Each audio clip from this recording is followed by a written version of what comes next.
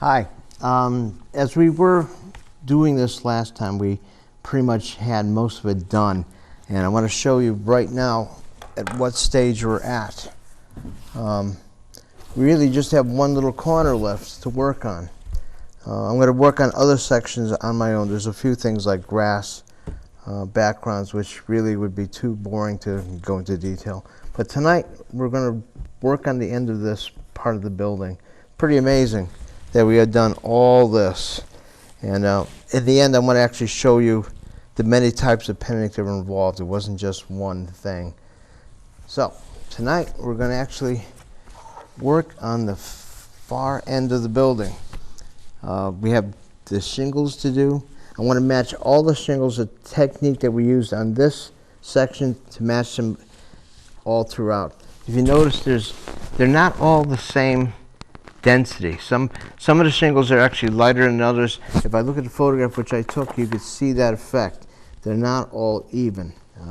It's a good thing to do on shingles to make them have a little bit of variety. It's pleasing to the eye. So we got a little bit left on this section. Let's finish this up. And it's a pretty monotonous little thing to do, but the end result is what matters. It is pretty astounding when you think about it. Now I know you could do this on a computer and you could do incredible detail, but there's something rewarding about doing it by hand.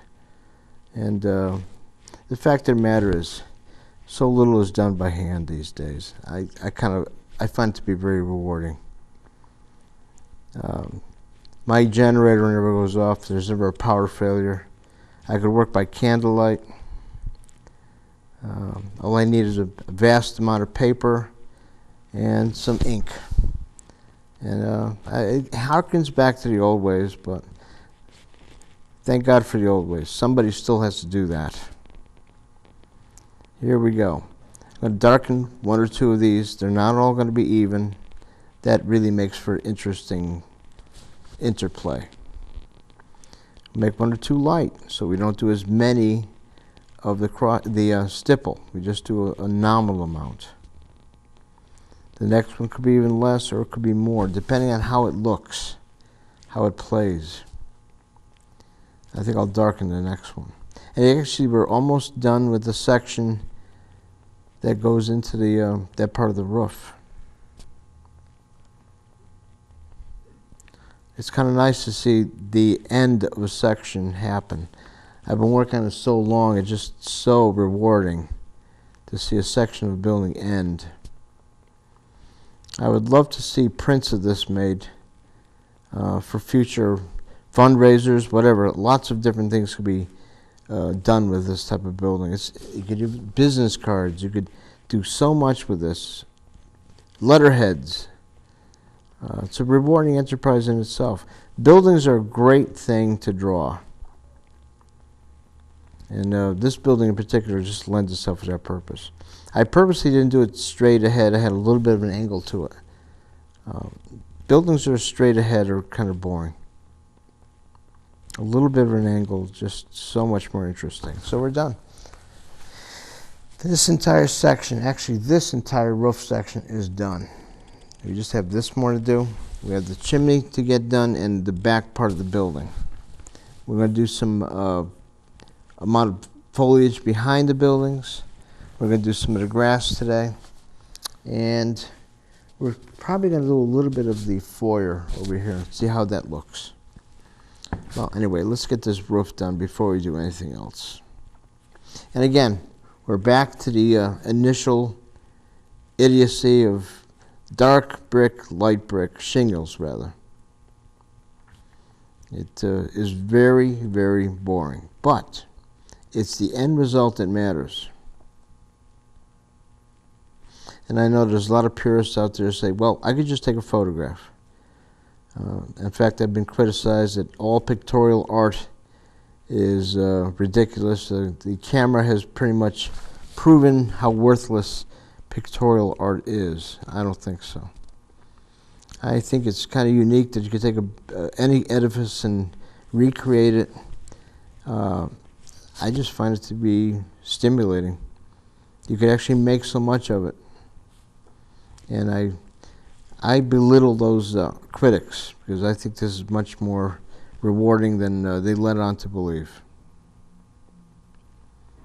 Just because a lot of people think the camera has destroyed that type of creativity, I don't think so. I don't believe it.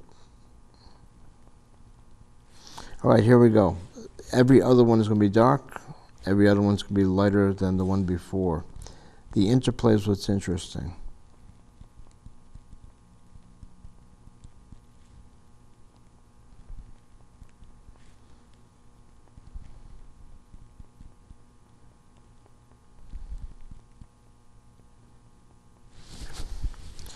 Let's have one dark.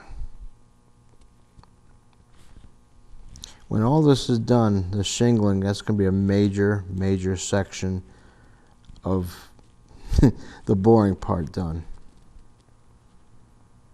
The trick is to really know when to hold off, when to really darken, and it's hard to really hold back. It's so easy to make them all monotonous and similar, but the key is to pretty much understand the patterns, work within them. Initially, when I started off drawing, I tended to overdraw everything. It's a natural inclination of all artists who are learning inking. They tend to overdraw everything. And a lot of our teachers over the years have accused us of overdrawing. And it's true. One of my greatest criticism was that you overdraw everything.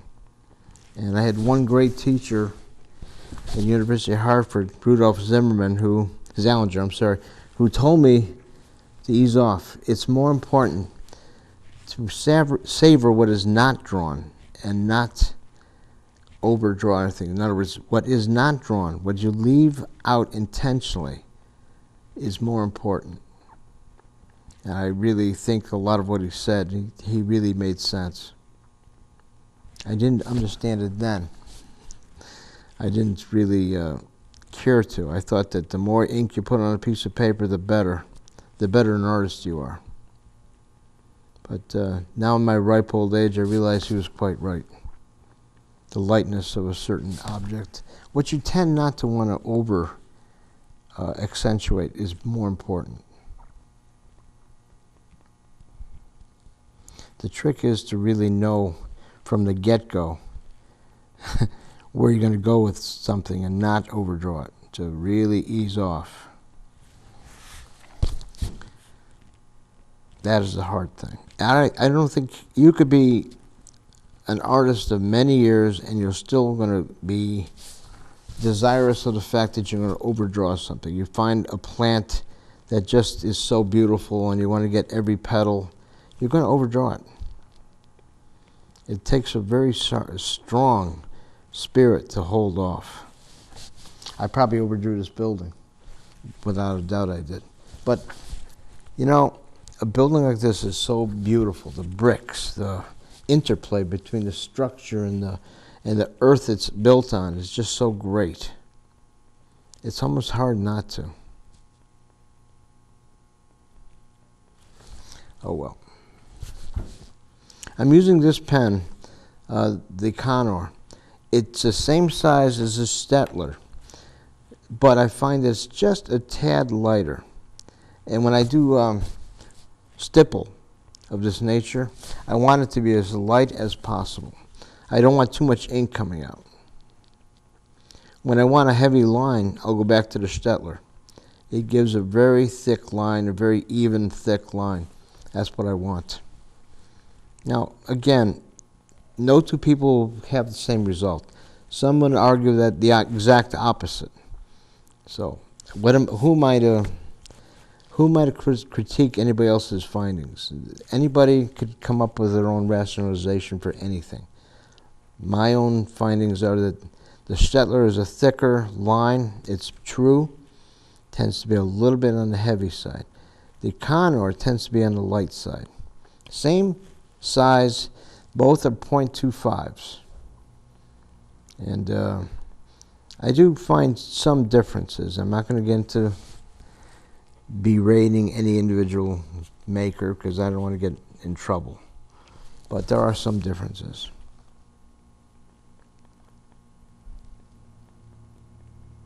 God, I don't want letters coming in from the manufacturers of Stettler or the manufacturers of Counter telling me that I put their company down.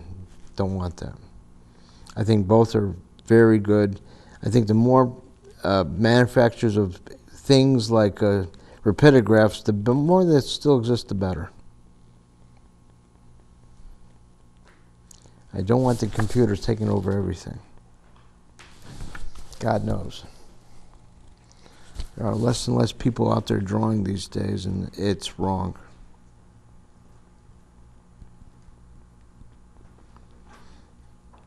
So we're going to get this whole roof done tonight. We're going to work on the chimney. We're going to work on some of the trees. The only thing that's left is some of the foliage and some of the grass.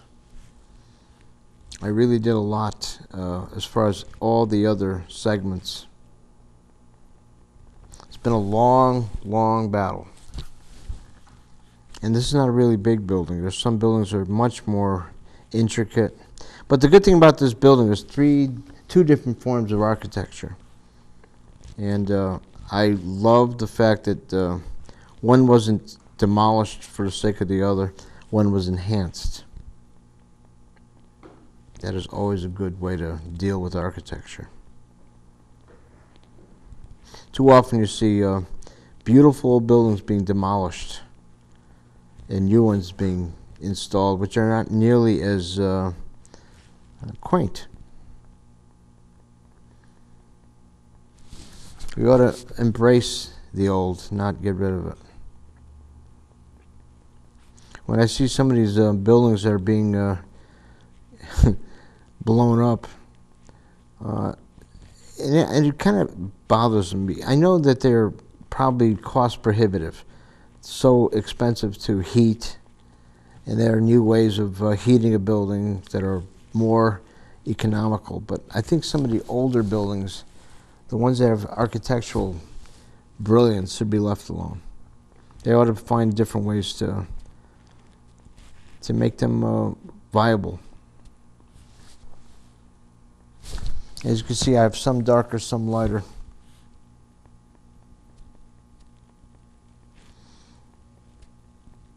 Now, I've been teaching all day, so my hand's getting a little tired.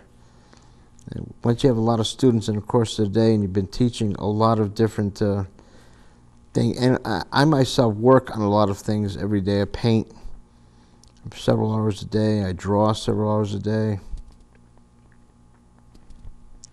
It gets to you after a while. But I tell you, I'd rather paint than eat. I find myself going through a course of a day, and many times I'm working on something and I forgot to have lunch because I just want to keep going on some thought.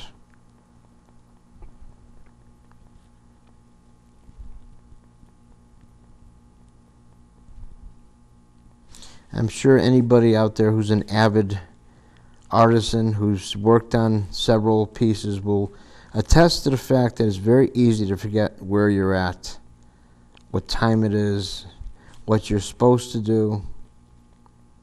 It's just easy. As opposed to somebody who's at work doing something menial and boring, then you just can't wait to change your place.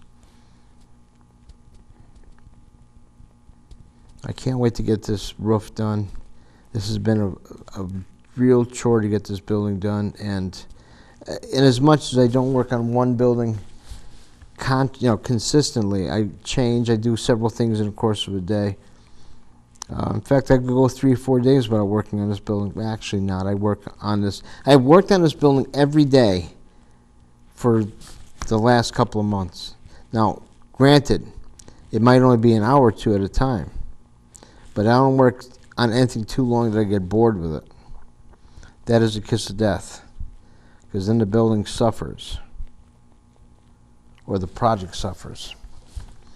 Your best bet is to work on it a little bit every day. Be consistent with the work you put in.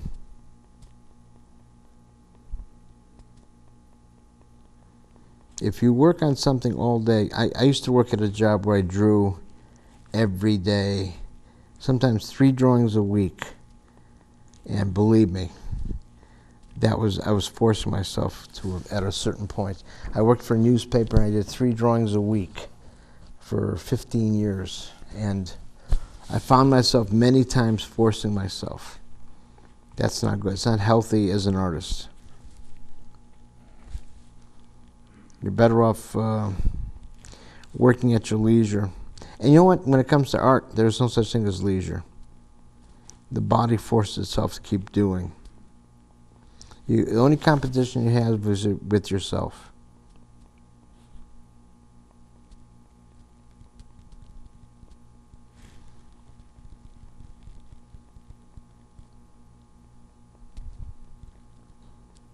Well, this roof is almost done.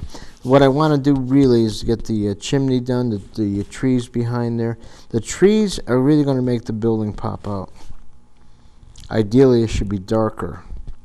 And what I'll do is darken the trees a lot. If you look at the photograph, the trees are very, very dark. In fact, they're darker than the building. What I've done in the drawing so far is I've made the trees lighter. They almost look flimsy. You can almost see through them. So one of the things I want to do before I make a print out of this is actually darken the foliage and work on the grass in the front of the building a little bit more. At that point, I could take it to a printer and make some prints. I've done that with many buildings I've drawn. It's a viable way of sometimes the print itself could be more popular than the actual drawing. I don't sell my drawings. My originals I keep under lock and key.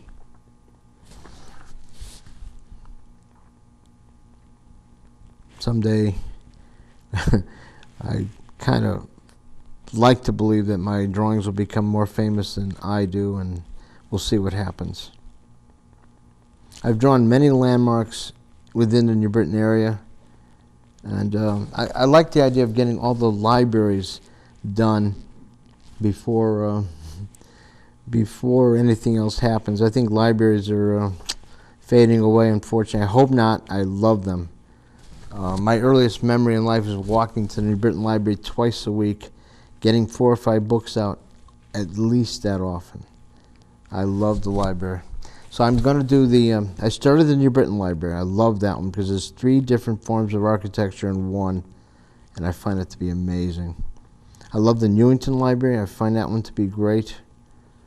Again, very quaint, a lot of trees hugging it. And obviously the Plainville one is going to be done. That's going to be really nice. Some newer buildings, especially libraries, are kind of, I hate to say it, but they're boring. They're not a real achievement to draw, and I'd go for these buildings that embrace the past and yet allow for the future. And this is a good example. The Plainville one is a great example.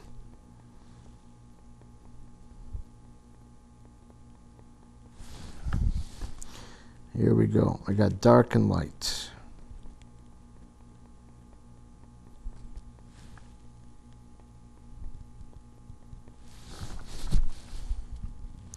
I'm afraid it looks rather boring for the observer, and I'm very sorry, but it has to be done. It's a labor of love. You really got to get this area done. The end result is going to be worth the boredom.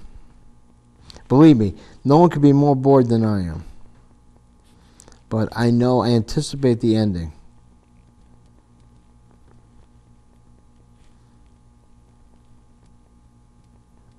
I really think the ending is going to be worth the amount of labor I put into it.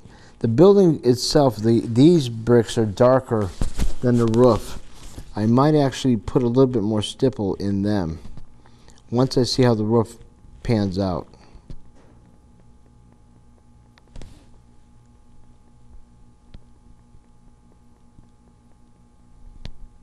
I might do a lot more work with the actual roof and darken some of these up more. I can't make them lighter, obviously. That's one of One of the sad parts about doing stipple, you can't lighten them. You can make them darker, and that's about it. So you got to be very careful.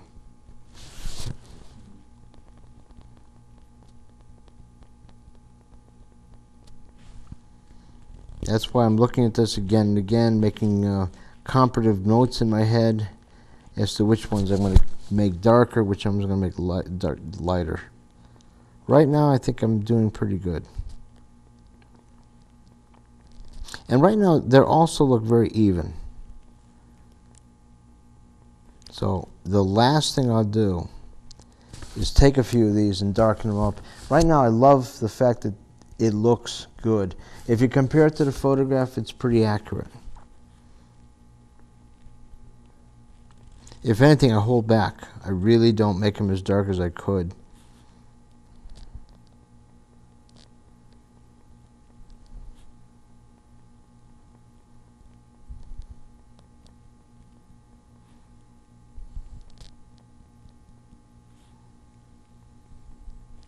I'd say we're halfway through that one section.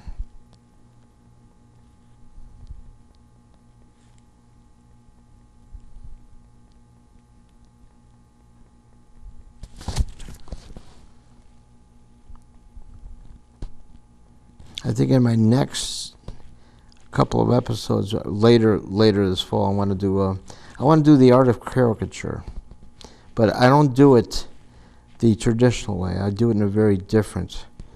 My caricatures are exacting.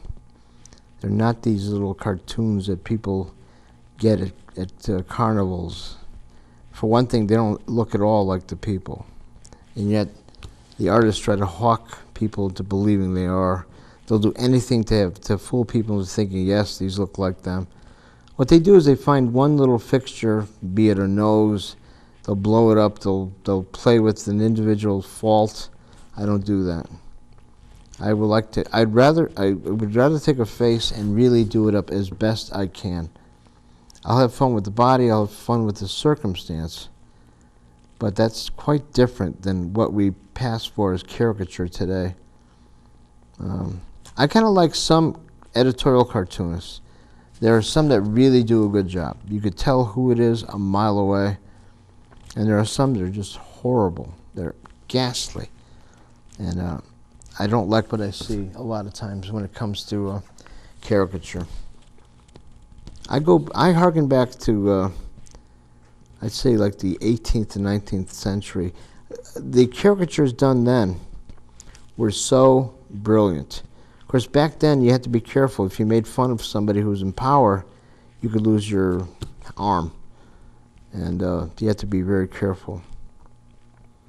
So you'll see that will be coming up in a few months. Right now we're dealing with a building. And there's no way a building is going to hurt me. But people do walk into these buildings and see them every day. If you make a building incorrectly, you'll never hear the end of it. People take great, they love buildings. And if you make a mistake, they'll be there to tell you.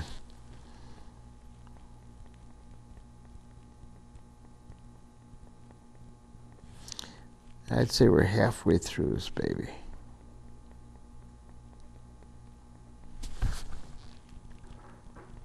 And the next thing we're going to do when the roof is done is work on the chimneys and some of the foliage and some of the grass. I love it. It's really popping out.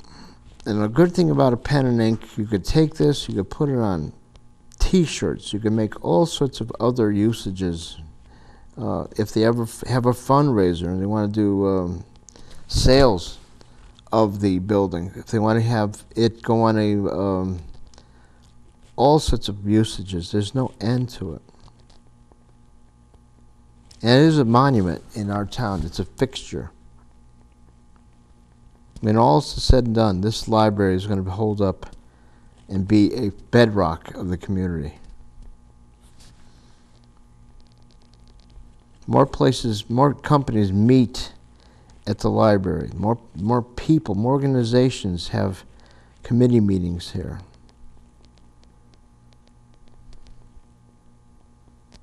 It's a good thing to establish as a site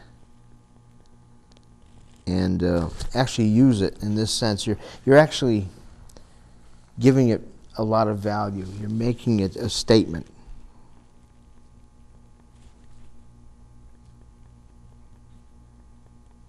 Again, I'm going to start getting some of these darker now.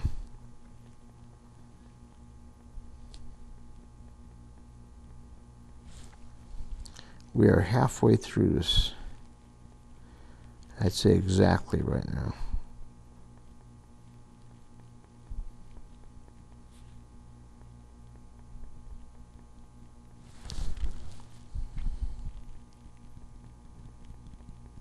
It's interesting. It's interesting to see how the stipple is different from, let's say, the freehand, different from crosshatch, and there are so many different little effects. Even the stipple itself, if you use a lot of it, you can make a dark area. If you use a little bit of it, it's interesting at this point. So we are almost done with the roof. I want to get that done. That'll really hold up the whole building. Right now, it looks like the roof is just missing a section. I mean, it's done. You have an outline. But when the whole thing is done, it's going to really hold up.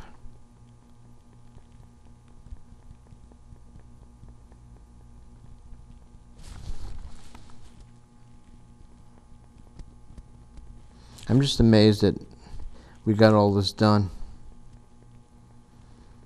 I've done bigger buildings. I did the drawing of Plainville, which just amazes me.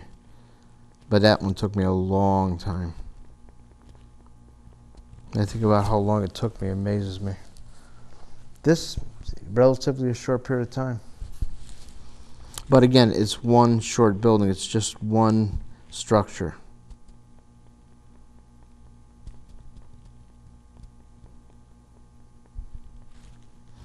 Let's darken up a few of these puppies.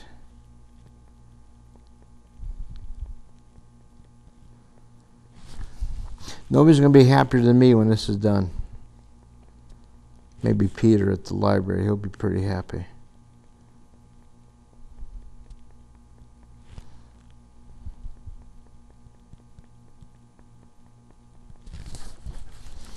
Like I said, just the chimney. And there's one little section in the back that has to be solidified, and that'll be it.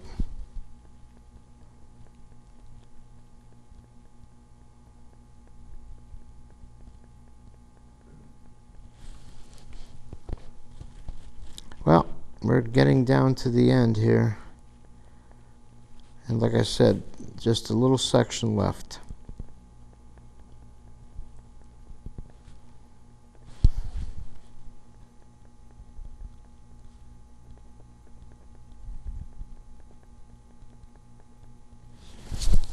A little bit left in the back of this building, and I think it's going to be pretty much done.